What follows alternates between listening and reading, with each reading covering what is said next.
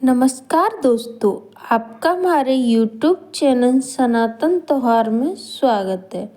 आज हम आपको रात का अंधा जमाई की कहानी सुनाने जा रहे हैं। अगर आपको ये कहानी पसंद आए तो कमेंट बॉक्स में कमेंट करके ज़रूर बताएं। साथ ही आप हमारे चैनल पर नए हैं तो सब्सक्राइब कीजिए और बेल आइकन पर क्लिक जरूर कीजिए, जिससे हमारी वीडियो के नोटिफिकेशन आपको मिलती रहे। अब सुनिए ये कहानी। एक बुढ़िया माई थी। उसका एक ही अकेला बेटा था। रात के वक्त वह अंधा हो जाता था। बुढ़िया ने किसी तरह गोलमाल करके एक रिश्ता ढूंढा और उसकी शादी रचाई। लड़की बहुत ही सुंदर थी। उसके मायके वाले भी बहुत अच्छे लोग थे। मगर बुढ़िया इतनी चतुर थी कि बहू और उसके मायके वालों से यह रहस्य छिपाकर रखा कि लड़का रात के समय अंधा हो जाता है, यानी उसको दिखाई नहीं देता। छिपकर कब तक रह सकता था।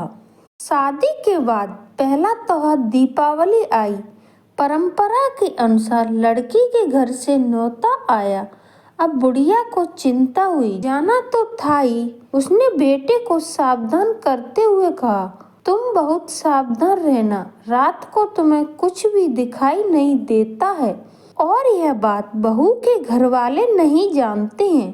तुम ऐसा करना कि रात को बाहर नहीं निकलना, कहीं इधर उधर नहीं घूमना, दिन रहते ही यात्रा करना। दूसरा यह कि वहाँ एक ही दिन रहकर लौट आना। अपनी माँ के कहे अनुसार वह दिन रहते ससुराल पहुँचने के लिए बहुत तेजी से साइकिल चला रहा था, मगर कितनी भी कोशिश करने पर भी अंधेरा होने से पहले वह वहाँ पर नहीं पहुँच सका। उसकी नज़र धुंधली हो गई। माँ की चेतावनी याद कर वह एक जगह बैठ गया। उसके साथ किस्मत का खेल था। वह अनजाने में अपनी ससुराल के सामने कूड़े के ढेर पर बैठ गया।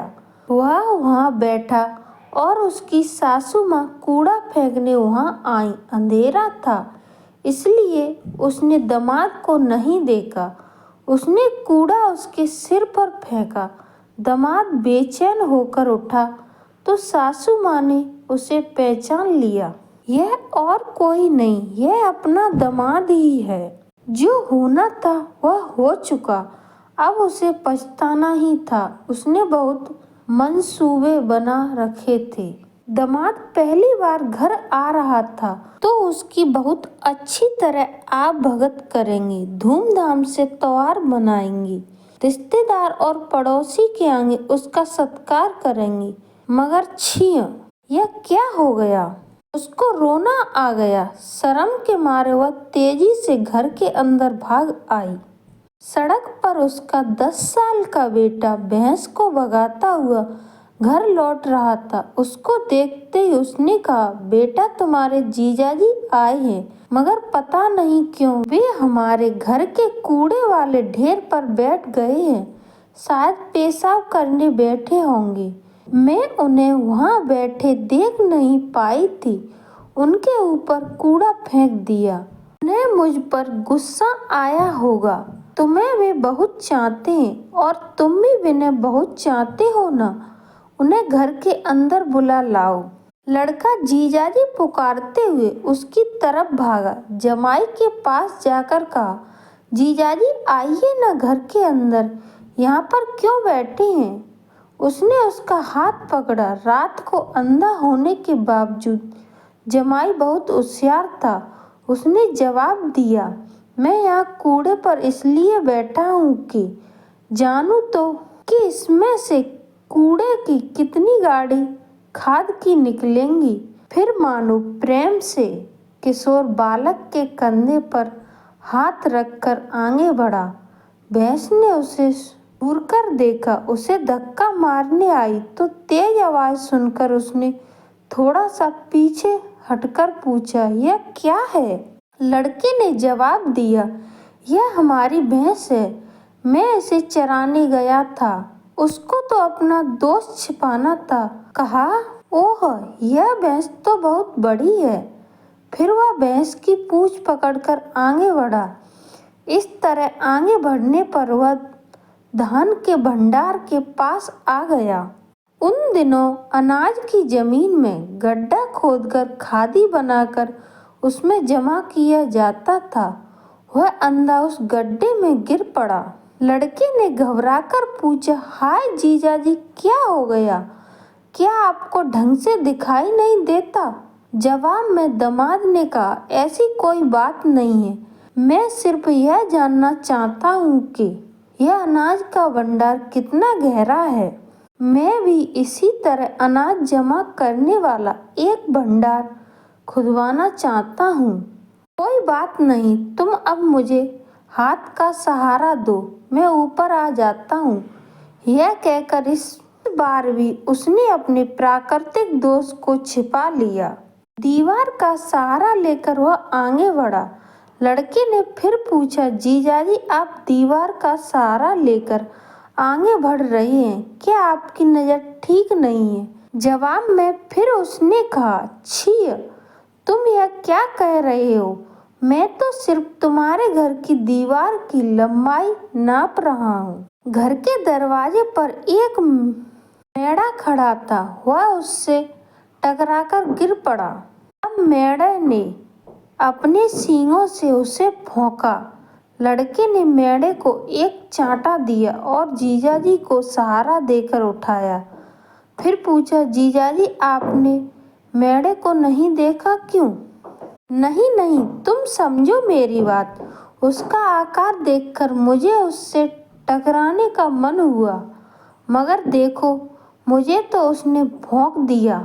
जमाई ने कहा। अंधेरा गहरा हुआ, रात हुई, सब लोग खाना खाने बैठ गए। सामने ये पर थाली रखी थी। त्योहार के अवसर का बढ़िया भोजन था तो सासू जी स्वयं परोसने आ गईं। सासू जी नुपुर और चूड़ियां पहनकर परोस रही थी। चूड़ियां की खनखनाहट से जमाई साहब ने समझा कि मेढ़ा दोबारा आ गया। वह डर गया। घबराकर वह आवाज सुनकर उस तरफ अपनी प्लेट उठाकर फेंकी। वह प्लेट उसकी सास के पांव में लगी। वह घबराहट में रसोई की तरफ भागी। सासू को लगा कि जमाई गुस्से में उससे बदला ले रहा है। एक तो यह कि उसके सिर पर कूड़ा डाल दिया था और दूसरी वजह यह कि बेटी को परोसने भेजना था। फिर बेटी ने खुद उसे खाना परोसा। रात को खाना खाने के बाद पति पत्नी दोनों कमरे में लेटे, बाकी लोग नीचे बाहर के बरामदे में लेटे थे।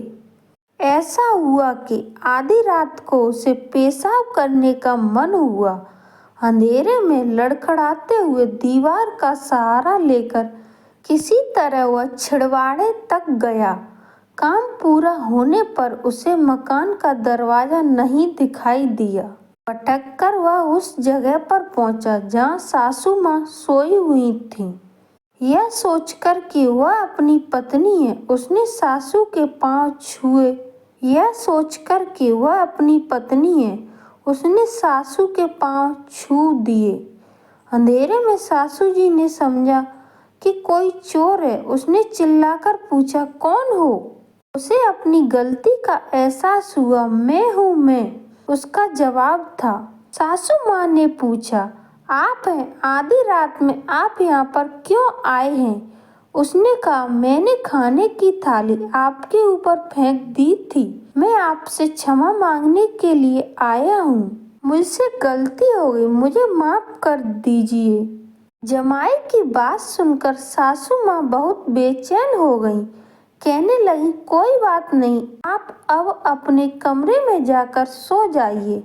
उधर आधी रात में इस शोर को सुनकर उसकी पत्नी को समझ में नहीं आया कि बाहर क्या हो रहा है। उसे सिर्फ यह पता था कि उसका पति पेशाब करने गया हुआ है। उसने सोचा, माफी तो सुबह भी मांगी जा सकती थी। आधी रात में इन लोगों की आवाज़ सुनकर पड़ोसियों को कुछ गलतफहमियां हो गई होंगी। यह उचित नहीं रहेगा। वह बाहर आकर मामले को सुबह निपटाने के लिए कहकर पति का हाथ पकड़कर कमरे में ले गई। रात बीती, सुबह हुई। जमाई उठकर अपने गांव जाने की तैयारी में लग गया। कहने लगा, मैं बहुत व्यस्त हूँ, बहुत काम है, मुझे जाने दो। इस तरह अपनी बीवी को मनाकर सास ससुर से कहकर अपने घर के लिए निकल पड़ा। किसी को पता नहीं चला कि वह रात को अंधा हो जाता है। अपने इस कुशल व्यवहार पर खुशी मनाते हुए वह अपने घर लौट आया और फिर सुखपूर्वक अपना जीवन व्यतीत करने लगा। धन्यवाद दोस्तों।